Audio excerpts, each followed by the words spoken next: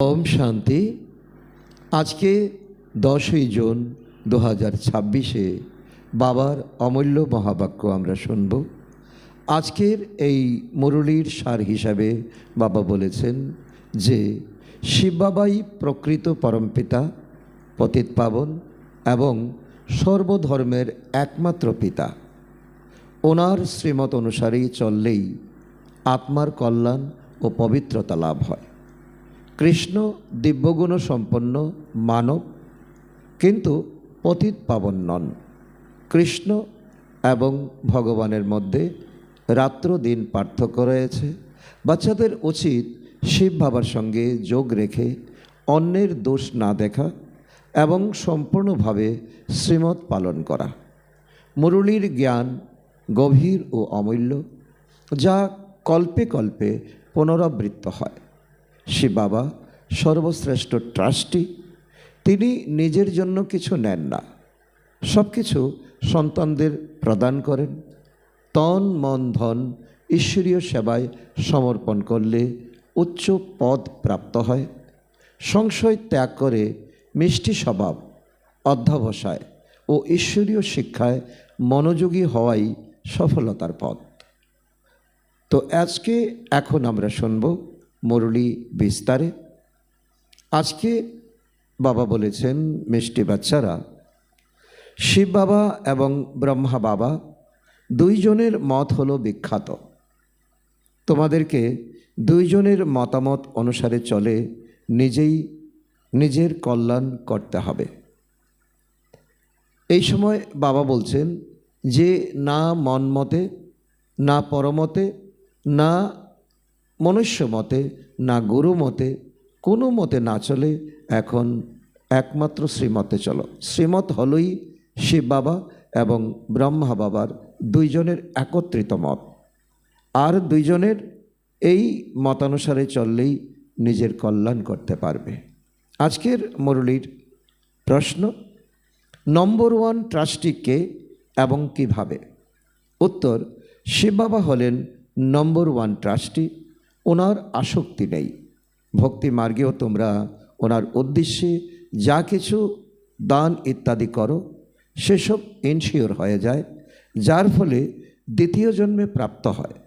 এখনও যারা বাবার উদ্দেশ্যে নিজস্ব যা আছে সব ইনশিওর করে, তার পুরো রিটার্ন বাবা প্রদান করেন। কারণ বাবা বলেন, আমি নিজে সুখ ভোগ করি না, আমি তোমাদের সেসব নিয়ে কি করব। আজকে শিব বাবা যে ট্রাস্টি ভাবের কথা বলেছেন, তো বাবা বলেছেন যে ভক্তিতেও তোমরা ইনডাইরেক্ট যখন ঈশ্বর অর্পণ করতে, তখন এক জন্মের ফলাফল বাবাই বাচ্চাদেরকে প্রদান করত পরের জন্মে। আর এখন বাবা ডাইরেক্ট এসেছেন। বাবা বলছেন, তোমার কাছে যা কিছু ভাঙাচোরা আছে সব কিছু এখন আমাকে সমর্পণ করো, সম্পূর্ণ সমর্পণ করো, তাহলে আমি এটা ট্রাস্টি হয়ে সামলে রাখব এবং তোমাদের যখন প্রয়োজন, অর্থাৎ সত্যযুগে ত্রেতাযুগে, তোমাদের সেটা ব্যাজ সহিত তোমাদেরকে আমি সুখ প্রদান করব, সম্পত্তি প্রদান করব এবং তোমাদের হিরে জহরাতের মহল তোমাদের সত্যযুগ, তোমাদের ত্রেতাযুগ তোমাদের কাছে উপস্থাপন করব। তো আজকের এই মুরলীর মহাবাক্য প্রশ্ন উত্তর আমাদেরকে অনেক অনুপ্রেরণা দেয় যে ট্রাস্টি ভাবের ভাবনা যদি আমাদেরও থাকে, তাহলে আমরা নিজের অনেক কল্যাণ করতে পারব। আজকের গীত দ্বারে এসেছি শপথ নিয়ে। ওম শান্তি। মিষ্টি মিষ্টি হারানিধি বাচ্চারা গান শুনল। বাচ্চা তাদেরকে বলা হয় যারা বাবার আপন হয়। বাবা বুঝিয়েছেন এই হলো শেষ জন্ম, মর্জিবা জন্ম, অর্থাৎ জীবিত অবস্থায় মৃত সম, অর্থাৎ জীবন মৃত জন্ম। আমরা যদি এটা অনুভব করি, এটা আমাদের শেষ জন্ম, 84তম জন্ম, জীবন মৃত জন্ম, তখন বাবাকে যদি আমরা আপন করে নেই, বাবার কাছে যদি আমাদের সমস্ত পুরনো ভাঙাচোরা যদি বাবাকে অর্পণ করি, তাহলে আমাদের আগামী জীবন কেমন হবে। এখন আমরা জানতে পারছি। এই কথা তো বাচ্চারা জানে। শ্রীমতের গায়ন আছে, শ্রীমতের শক্তি আছে, শ্রীমৎ ভগবান বাচ, তাই না? গীতায় কৃষ্ণের নাম লিখে দেওয়া হয়েছে, কিন্তু হলেন শিব বাবা। গীতা জ্ঞানদাতা হলেন প্রকৃতপক্ষে শিব বাবা, কিন্তু ব্যাসদেবজি দাপর যুগে যখন গীতা রচনা করেছেন, মহাকাব্য রচনা করেছেন, সেখানে তিনি শিব বাবার পরিবর্তে কৃষ্ণের নাম জুড়ে দিয়েছেন। এই এক ভুলের কারণে আজকে আমাদের এতটা দুঃখ, লাঞ্ছনা, আমাদের কষ্ট পেতে হচ্ছে। তো বাবা বলছেন তারপরে ব্রহ্মা, তারপর কৃষ্ণ। যেখানে বাবা বলছেন যে কৃষ্ণ তৃতীয় নম্বর, সেখানে কৃষ্ণ কি করে প্রথম নম্বরে আসে? শিব বাবা, ব্রহ্মা বাবা, কৃষ্ণ। তো কৃষ্ণের নাম প্রথমে কি করে আসে? শ্রীমৎ কৃষ্ণের বলা হবে না, শ্রেষ্ঠতম হলেন আমাদের বাবা, পতিত পাবন কৃষ্ণ অথবা রাধে ইত্যাদিকে বলা হবে না। পতিত পাবন কোনো রকম দেহধারী নয়, সাকার নয়। পতিত পাবন হলেন নিরাকারী শিব বাবা। তারা হলো দিব্য গুণধারী মানুষ। কারা?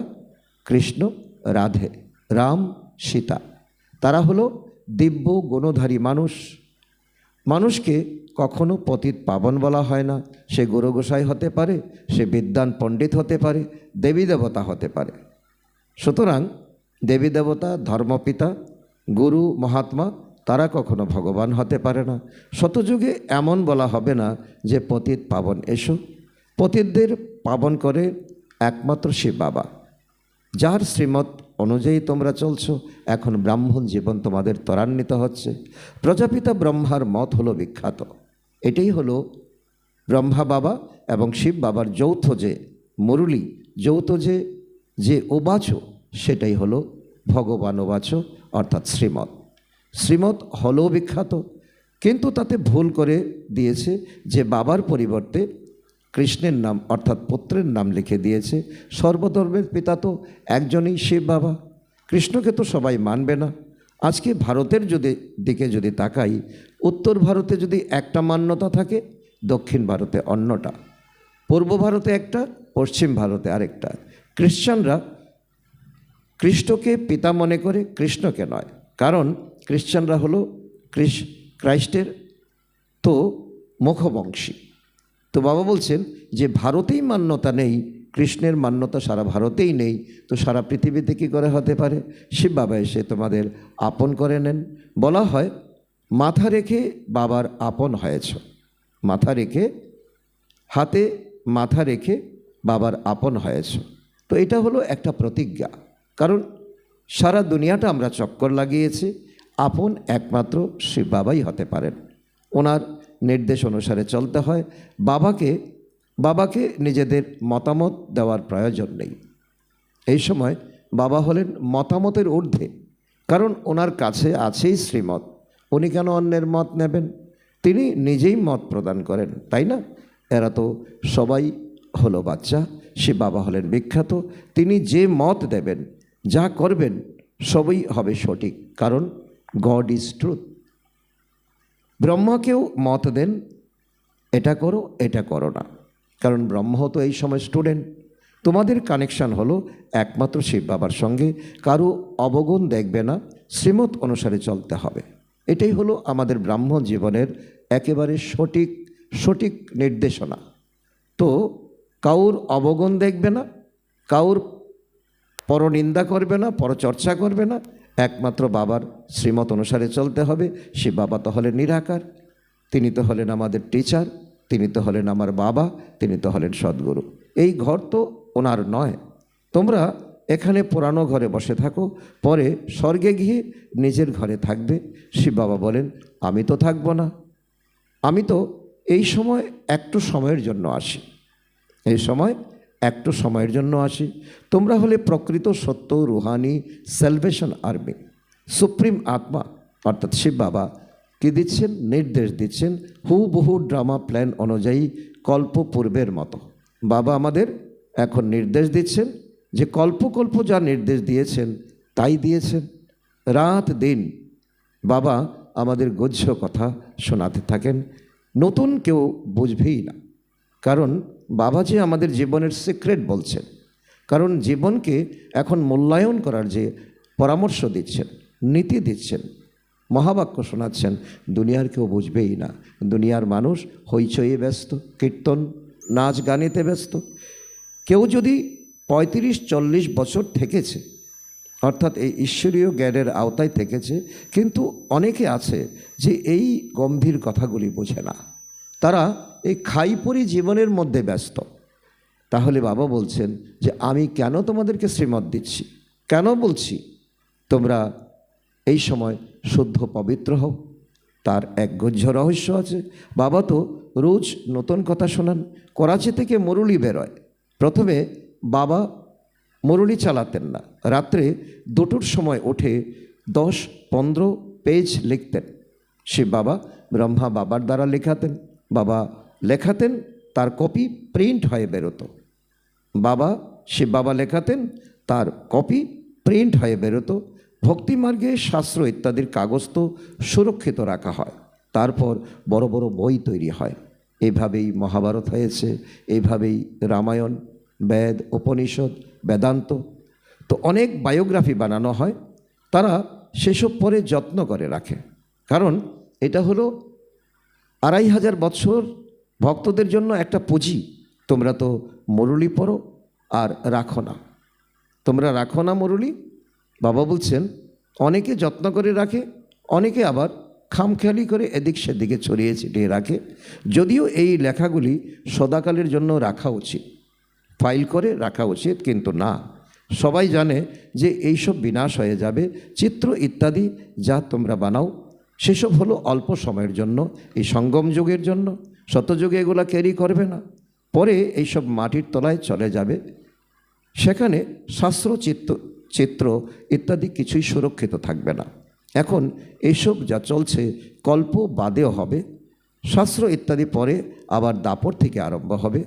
গ্রন্থ ইত্যাদি তো সব প্রথমে হাতে লেখা, খুব ছোট হতো, তারপর তাকে চর্চা করে করে করে করে বিভিন্ন মতাদেশ দিয়ে তাকে অনেক বড় করা হয়েছে। এখন বড় বানানো হয়েছে, অনেকের সংকলন সেখানে যুক্ত হয়েছে। দিন দিন বড় মাপের বানাতে থাকে, না হলে শিব বাবার জীবন কাহিনী কতখানি লেখা উচিত। এখন তোমরা বাচ্চারা বলো, আমাদের অনুভব আছে, তোমরা বাচ্চারা বলো, পরমপিতা পরমাত্মার জীবন কাহিনী আমরা জানি। বাবা বসে বোঝান, কে বোঝান? বাবা বলেন আমি ভক্তি মার্গে কী করি তোমরা জানো? ভক্তি মার্গেও ইন্স্যুরেন্স করি। বাবা বলছেন আমি ভক্তি মার্গেও ইন্স্যুরেন্স করি। ঈশ্বরের উদ্দেশ্যে মানুষ সামান্য যে দান পুণ্য করে, তাই না? করে তো, বলে অমুকে দান করেছে ঈশ্বরের উদ্দেশ্যে। তো ঈশ্বর তো বড় ঘরে জন্ম দিয়েছে, যদি ধন দান করে থাকে তার শরীর স্বাস্থ্য ভালো থাকবে, সে ধন সম্পদের মালিক হবে। যদি সে কোনো রকম ঘর করে দিয়েছে, যে বিশ্রামাগার তৈরি করে দিয়েছে, তো তার ভালো ঘর হবে। যদি সে পাঠশালা খুলে দিয়েছে তাহলে সে অনেক শিক্ষিত হবে। ভক্তিমার্গে ধর্মাত্মা অনেক থাকে, ঈশ্বরের উদ্দেশ্যে, শ্রীকৃষ্ণের উদ্দেশ্যে দান পুণ্য অনেক করে। তাই বাবা বোঝান, এর গুহ্য রহস্য বাবা বোঝান। আমি বাচ্চাদেরকে পরের জন্মে অল্পকালের জন্য ফল দিয়ে এসেছি। যারা যারা করে এসেছে তারা পরের জন্মে পরে এসেছে, যে উদ্দেশ্যে করেছে সে সেই উদ্দেশ্যে প্রাপ্ত করেছে। ভালো বা খারাপ ফল তো প্রাপ্ত হয়, তাই না? কতখানি ইন্স্যুরেন্স হলো, যে যেরকম কর্ম করে সে সেই রকম ফল পায়। মায়া উল্টো কর্ম করায়, যার দ্বারা তোমরা দুঃখ প্রাপ্ত করো। তোমরা যদি দান পুণ্য করে থাকো, ভালো কর্ম করে থাকো, তা তোমাদের পরের জন্মে তা ভালো ফলরূপে প্রাপ্ত হবে। আর যদি তোমরা বিকর্ম করো, কুকর্ম করো, তাহলে তোমরা এই জন্মে বা তার পরের জন্মে তোমরা কষ্ট পেয়ে এসেছো, এখন পাচ্ছ। এখন আমি তোমাদের এমন কর্ম করা শেখাচ্ছি। বাবা কর্মের গুহ্য গতি সম্পর্কে বলছেন যে কখনো তোমাদের, অর্থাৎ 2500 বছর তোমাদের কোনো দুঃখ হবে না এবং মায়াও সেখানে থাকবে না। কোথায়? সত্যযুগে, ত্রেতা যুগে। বাকি রইল পদমর্যাদা। কারণ তোমাদের গ্যারান্টি হলো তোমাদের দুঃখ থাকবে না, সুখী সুখ থাকবে। কিন্তু সুখ থাকলে তারপর বাবা বলছেন পদমর্যাদা তো চাই। যে যতখানি ইন্স্যুরেন্স করে, যে যতখানি বাবাকে সমর্পণ করে, তো বাবা ততটাই সাক্ষী দ্রষ্টা হয়, ততটাই বাবা এই সময় বাবা আমাদের বাচ্চাদের ধন বাবা আগলে রাখেন। বাবা বলেন এই সময় আমি ট্রাস্টি, আমি তোমাদের ধন আমি খরচ করতে পারি না, আমার দেহও নেই, আর আমি খরচ করবও না, তোমাদের জন্য গচ্ছিত রাখি। শিব বাবা হলেন ট্রাস্টি, তাই না? এই ট্রাস্টি কথার অর্থ আমাদের ভালোভাবে বুঝতে হবে। এই সময় আমাদের ট্রাস্টি কথার অর্থ ভালোভাবে বুঝলে আমাদের জীবন অনেক কল্যাণময় হবে। প্রথম নম্বর ট্রাস্টি হলেন বাবা। অনেকেরই আসক্তি থাকে, কেউ কেউ ট্রাস্টি, তো কেউ আবার অন্যের মুখের গ্রাস কেড়ে নেয়, স্বার্থপর, লোভী। তো বাবা দেখেন, বাবা দেখো কেমন ট্রাস্টি।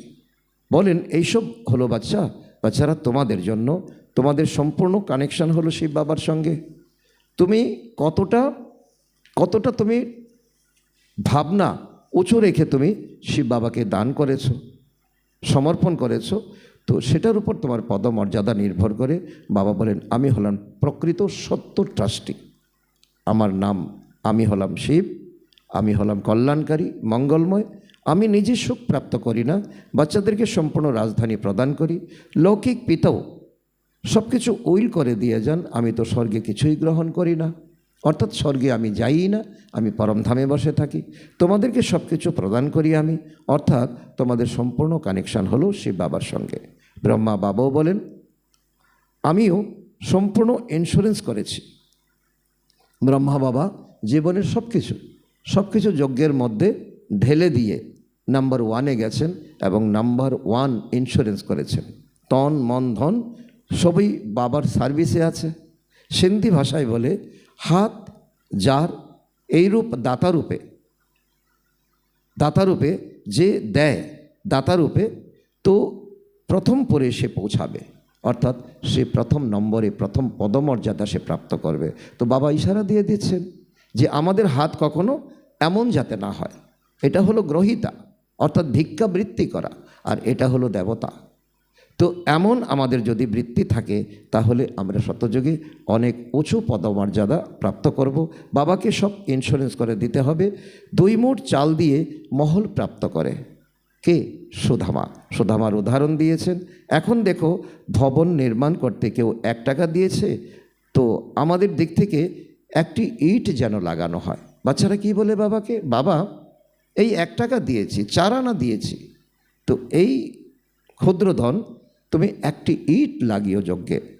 তো বাবা লেখেন তোমরা তো সবচেয়ে ভালো মহল পাবে, কারণ তোমরা হলে গরিব এবং তুমি তোমার সর্বশ্রেষ্ঠ তুমি দান দিয়েছ। কারণ ধনীরা কী করে? কার্পণ্য করে, তার ক্ষমতা আছে অনেক বেশি, সে দেয় সামান্য। তো আমি হলাম গরিব নিবাজ, অর্থাৎ দিনের নাথ দীনবন্ধু। গরিবের 1 টাকা তো ধনী মানুষের 10,000 টাকার সমান। দুজনেরই একই পদ প্রাপ্ত হয়। ধনী মানুষ খুব মুশকিলে জ্ঞান অর্জন করে, কারণ তার ধনের নেশা থাকে। কন্যারা হলো একেবারে ফ্রি। সেই হিসাবে বাবা বলছেন যে কন্যারা তোমরা তো কোনো ব্যবসাপত্র করো না, তোমাদের কোনো চাকরি বাকরির কোনো প্রয়োজন নেই, তোমরা তো একেবারে ফ্রি। 1 নম্বরে দেখো মাম্মা আছে, তার কাছে তো কিছুই ছিল না। মাম্মা 1 বস্ত্রে এসেছেন যজ্ঞে। গরিবের ঘরের ছিল, তবু 1 নম্বরে চলে গেছে। মন এবং তন দিয়ে সেবা করেছেন, ধন মাম্মার কাছে ছিল না। তো ব্রহ্মা বাবা সব কিছু দিয়েছেন, তবু লক্ষ্মী প্রথমে, তারপর নারায়ণ। ভক্তিতে কি বলা হয়? লক্ষ্মী নারায়ণ, নারায়ণ লক্ষ্মী বলা হয় না। তো কতখানি ওয়ান্ডারফুল এই খেলা দেখো। কেউ সম্পূর্ণ দিয়ে নাম্বার 1-এ গেছেন, কেউ কিছুই না দিয়ে ধন, সে তার থেকে নাম্বার 1-এ গেছে।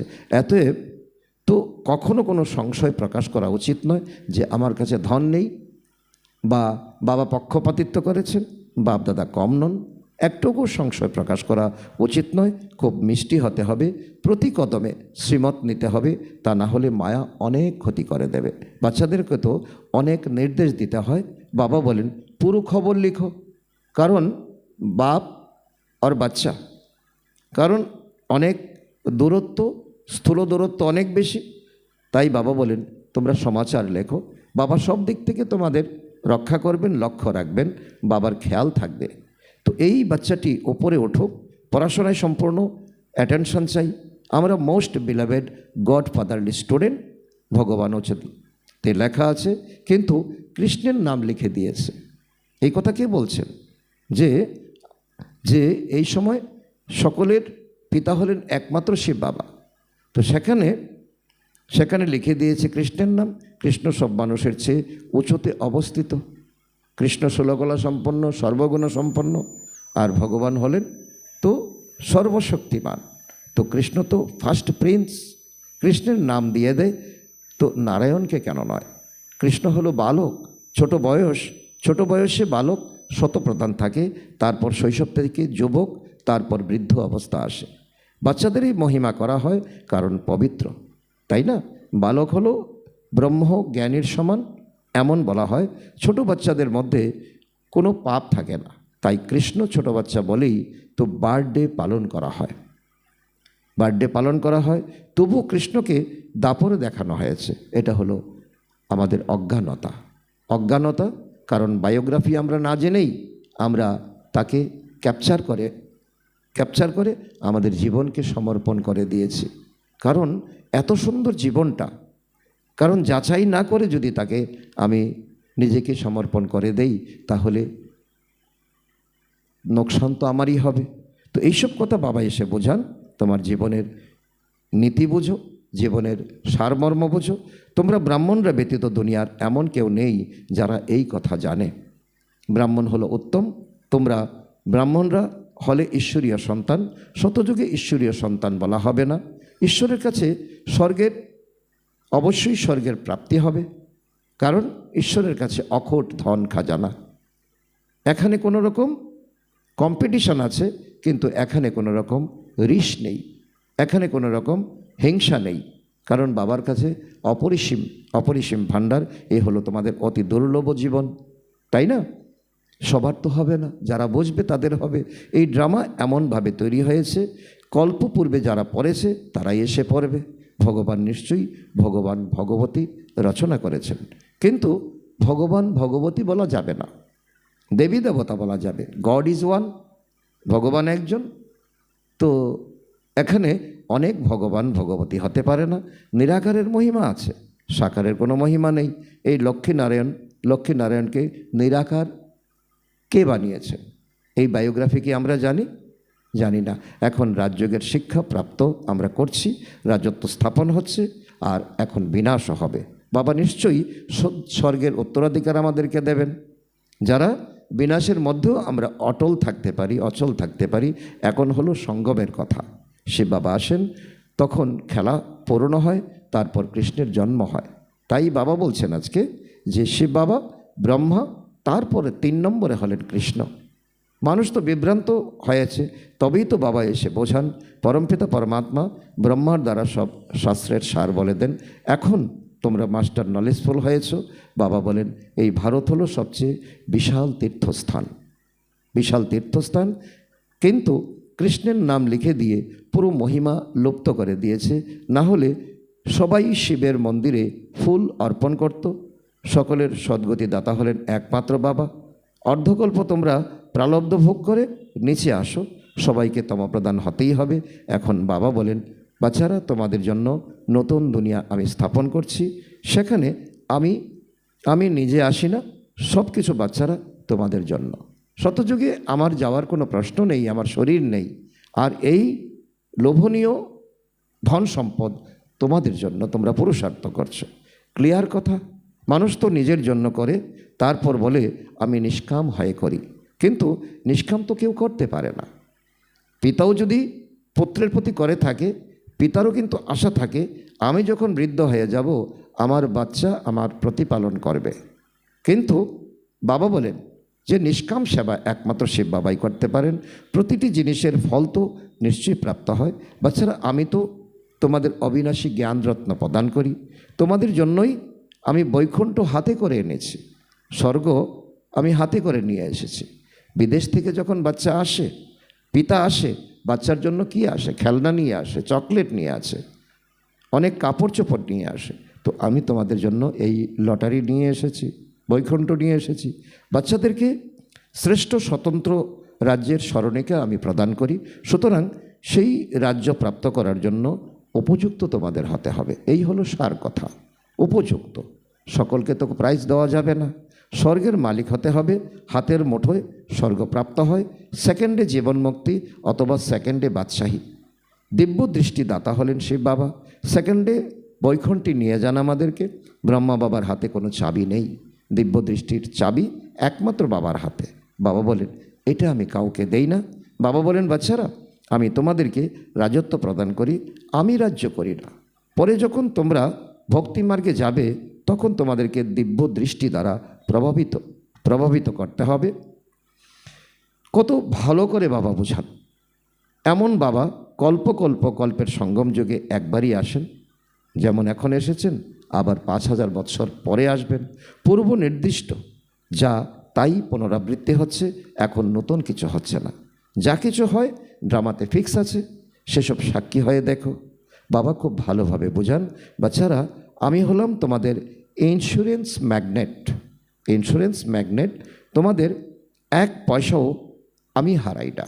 আমি ট্রাস্টি হয়ে আমি সামলে রাখি, যত্ন করে রাখি, করি থেকে তোমাদের হিরে তুল্য বানাই। এইসব শিব বাবা করেন ব্রহ্মার দ্বারা করেন। করাবনহার হলেন শিব বাবা নিরাকার, তিনি হলেন নিরহংকারী। গডফাদার কীভাবে বসে পড়ান? তো এমন বলেন না চরণ স্পর্শ করো। বাবা হলেন অবিডিয়েন্ট সার্ভেন্ট। বাবা বলেন, যাদের মালিক করেছিলাম তারা সুখ ভোগ করে এখন দুঃখী হয়েছে, সুখও অনেক ভোগ করে। অন্য কোনো ধর্মে এত সুখ ভোগ করে না। এমন বলা যাবে না যে ভারতবাসীদের কেন, অন্যেরা কি করেছে। মানুষের সংখ্যা তো অনেক, সবাই আসতে পারে না। এরূপ ড্রামায় নির্দিষ্ট আছে। ভারতেই আদি সনাতন দেবী দেবতা ধর্ম ছিল। ভগবান এসে সহজ রাজযোগের শিক্ষা প্রদান করেছিলেন। বাবা আমাদেরকে স্মৃতি দিচ্ছে। প্রত্যেকটা স্মৃতি হলো আমাদের জন্য এক একটা শব্দ লক্ষ লক্ষ টাকার মূলধন। বাবা বলেন, আমি পুনরায় এসেছি, তোমরা জানো 84 জন্মের পার্ট প্লে করে এখন আমরা ঘরে ফিরে যাই, রিটার্ন জার্নি। এই দেহরূপী বস্ত্রটি খুব পুরানো হয়েছে। সর্পের দৃষ্টান্ত দেওয়া হয়। সর্প যেমন খোলস ছেড়ে নেয়, নতুন খোলস ধারণ করে। সন্ন্যাসীরা বলে আত্মা পরমাত্মায় বিলীন হয়ে যায়, লীন হয়ে যায়। এইরূপ অবস্থায় তো স্থির থেকে শরীর ত্যাগ করে, কিন্তু ব্রহ্মে কেউ লীন হতে পারে না। বাবা বলছেন, তাহলে তো আত্মা এবং পরমাত্মা এক হয়ে গেল। আত্মা এক, পরমাত্মা এক, আরেক, এ দুটো এক নয়। তাতে সেজন্য বাবা বলেন, যদি তুমি শান্ত অবস্থায় বসে ধ্যান করো, তাতে তুমি তীক্ষ্ণ হতে পারবে। শান্তিতে বসে শরীর ত্যাগ করে চলে যায়, তাদের প্রভাবে বায়ুমণ্ডল 2-3 দিন পর্যন্ত নিঃশব্দ থাকে, সাইলেন্ট থাকে। অতএব তোমরা জানো যে পুরানো শরীর ত্যাগ করে বাবার কাছে যেতে হবে। ব্রহ্ম তো বাবা নয়, ব্রহ্মতে বাবা থাকেন, ব্রহ্মতে আমরা আত্মাও ছিলাম।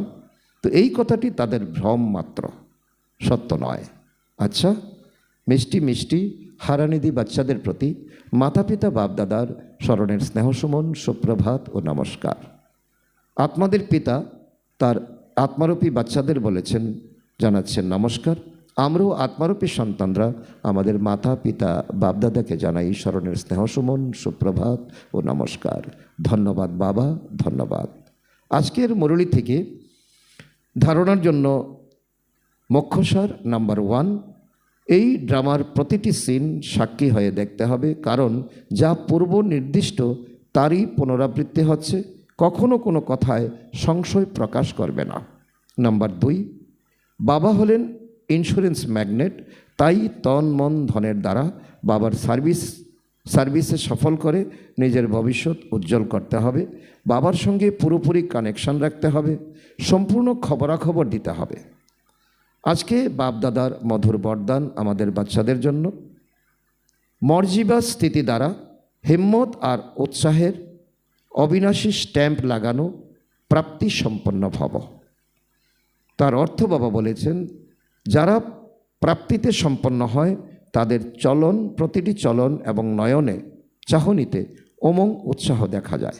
কিন্তু হিম্মত, সাহস এবং উল্লাসের অবিনাশী স্ট্যাম্প লাগানোর জন্য নিজের পাস্টের অথবা ঈশ্বরীয় মর্যাদার বিপরীত যে সংস্কার, স্বভাব, সংকল্প বা কর্ম রয়েছে সেগুলি থেকে মর্জিবা হও। প্রতিজ্ঞারূপী সুইচ সেট করে প্র্যাকটিক্যাল জীবনে প্রতিজ্ঞার প্রমাণ দিতে থাকো। হিম্মতের সাথে যদি উৎসাহ থাকে তাহলে প্রাপ্তির ঝলক দূর থেকে দেখা যাবে। আজকের স্লোগান, মেলা বা ঝামেলার মধ্যেও যে ডবল লাইট থাকে সেই ধারণা মূর্ত হয়। আজকের অব্যক্ত ইশারা, সদা হাসি খুশি থাকার জন্য নিজের নেচারকে সরল বানাও, সহনশীল হও। এর অন্তর্গত বাবা বলেছেন, তোমাদের প্রতিটি সংকল্প এবং প্রতিটি কথায় যেন বিশেষত্ব থাকে। সর্বদা সরল স্বভাব, সরল কথা এবং সরলতা সম্পন্ন হোক, এমন সরল স্বরূপ হয়ে ওঠো। সর্বদা একই মতে, একের সাথেই সর্বসম্বন্ধ, একের থেকেই সর্বপ্রাপ্তি, একই রকম সদা একরস থাকার সহজ অভ্যাসী হও। সদা খুশি থাকো, খুশির খাজানা বিলিয়ে দাও, সকলের মধ্যে খুশির তরঙ্গ ছড়িয়ে দাও। এটাই হলো সত্যিকারের সেবা। আচ্ছা, ওম শান্তি, ওম শান্তি।